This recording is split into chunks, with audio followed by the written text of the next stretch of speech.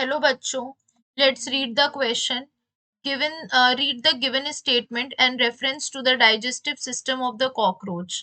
In this question, the key concept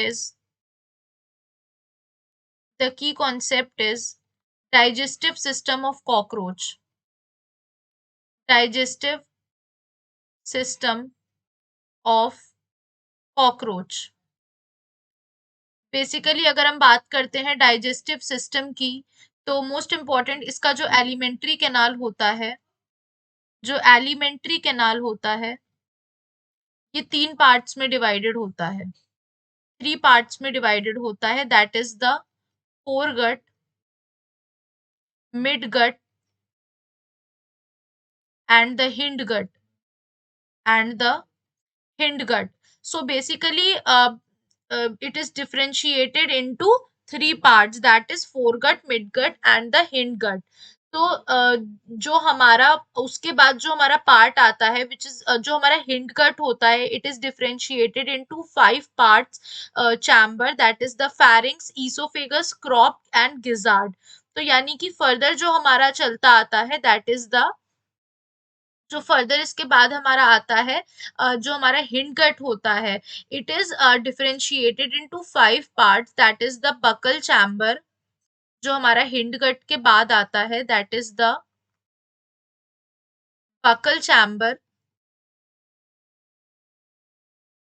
buckle chamber के बाद जो आता है, that is the pharynx. Pharynx के बाद जो आता है, that is the oesophagus.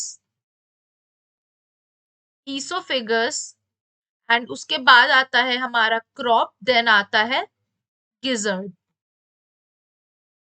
Okay, now these are the parts जो हमारे हिंड गट डिफरेंशिएटेड होता है।